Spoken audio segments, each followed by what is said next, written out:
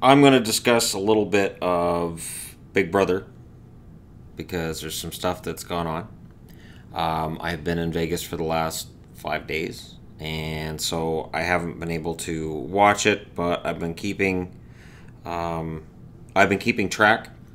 So Jack gets voted out, and I've talked in a video on this channel about how Big Brother needs to edit accurately. Now here's the thing. Jack gets voted out of the house, and Julie sits him down and confronts him on things that were said in the house that I talked about in that video that they weren't showing on TV.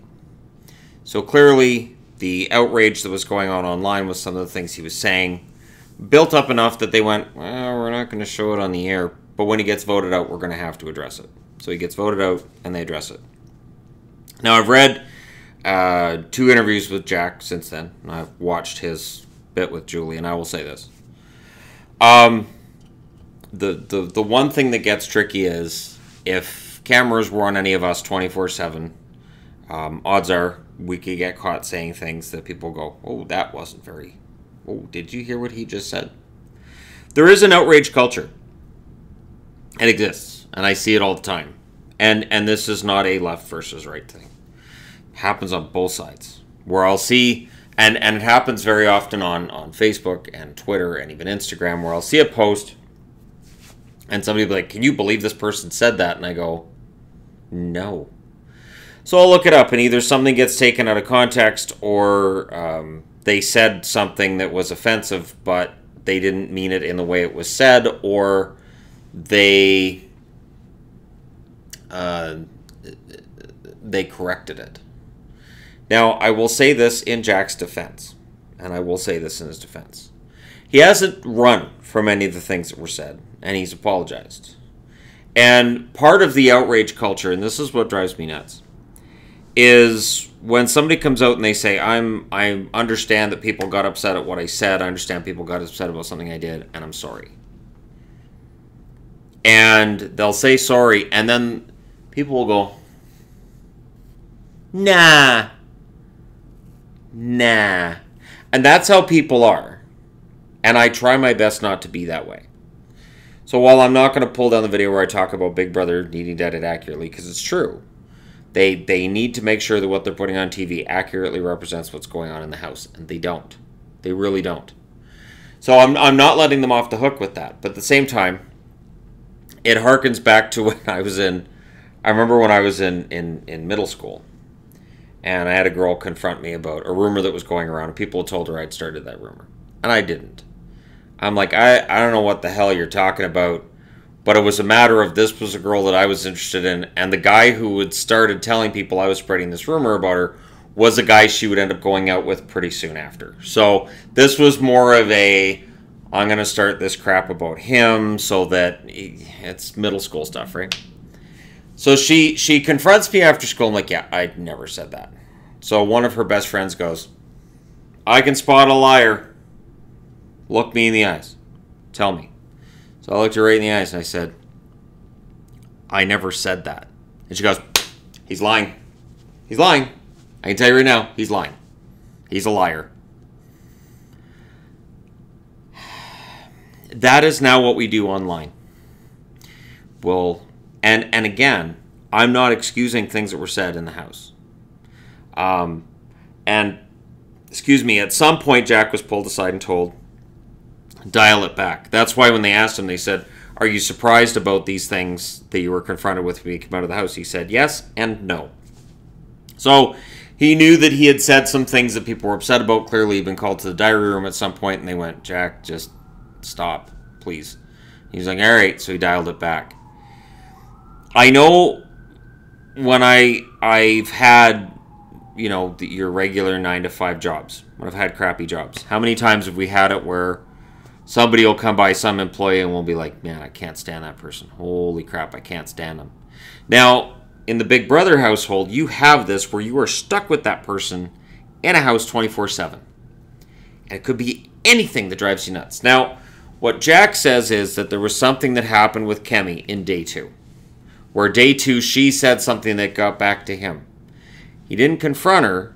He just let it fester. So he resented her, and he let it fester. So when he's on the live feeds and he's talking about her, he's saying some not very friendly, not very nice things about her. And it just makes him look bad because we can't read his mind, which is where shows like this get tricky. And again, I can't read his mind now either. So is it possible that he's just covering for himself? Sure.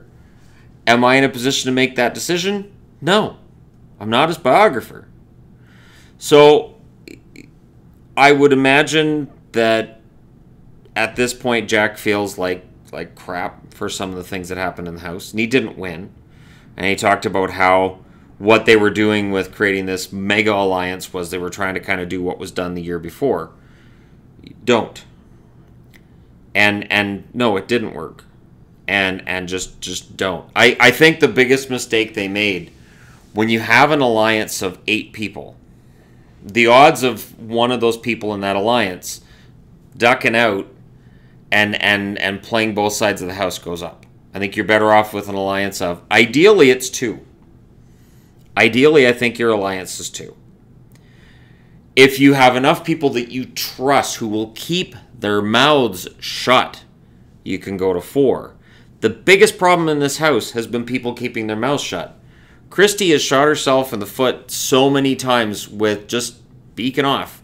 And whether it's something I see on TV or it's something I read in the live feed updates that you see on Twitter, where it's Christy's talking in the head of household room with Annalise or whoever. She's telling her this, and I'm like, what are you doing, Christy? Why don't you just sit down at the table, have yourself some carrot sticks, drink a protein shake, and just spend your day not beaking off? How does that sound? Like, I think it's a paranoia thing, and I think it's something that's going to bite her in the ass. It hasn't yet. She's not on the block. So right now it's Kat and it's Cliff that are on the block.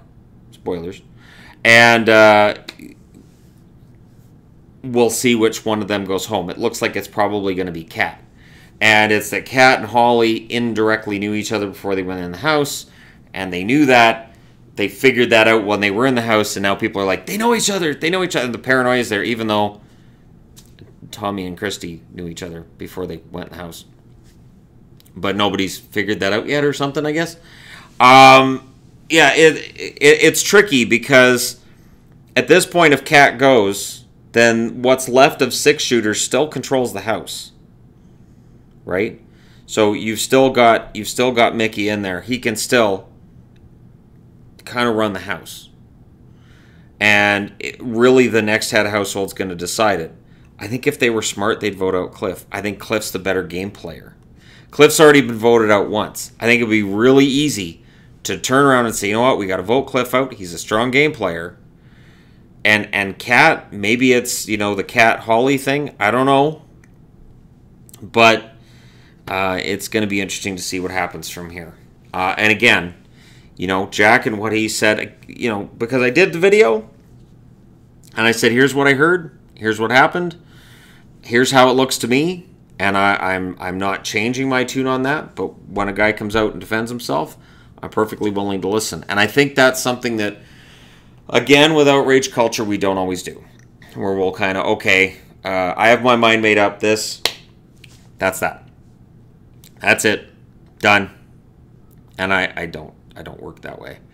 I do my best not to work that way. Because when you're closed-minded and you just go, yeah, no, this is 100% how things work. That's it. Done.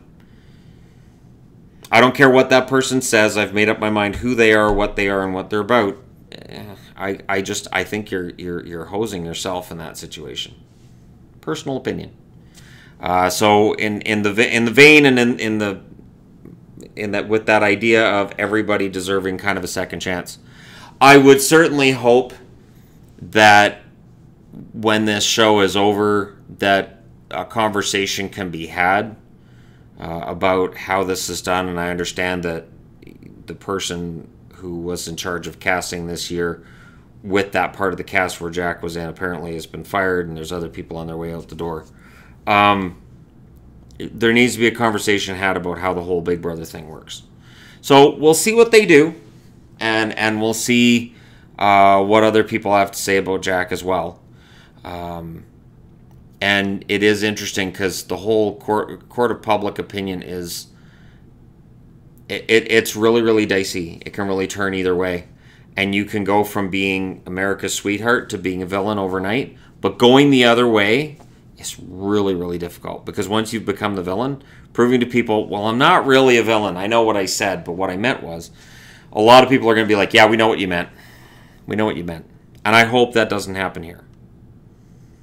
Because again, you know, with Jack out of the house, hopefully this means that we start to see some kind of a change in things. But let me know what you guys think in the comment section below, as always.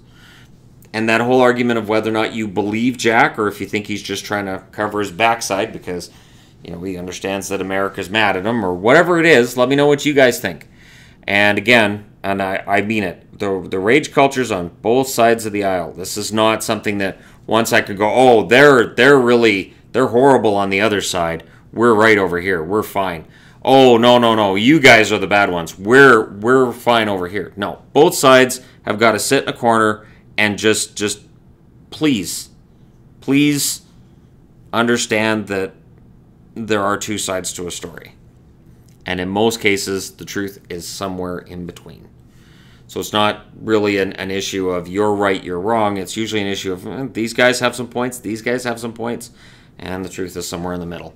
Let me know what you guys think as always. Don't forget to hit like and subscribe if you're browsing your way through. And yeah, still reporting from a Vegas hotel room, but tomorrow night I'm home and I'll be able to do videos from home. So that'll be fun. Thank you guys so much for all your support. I'll talk to you again soon.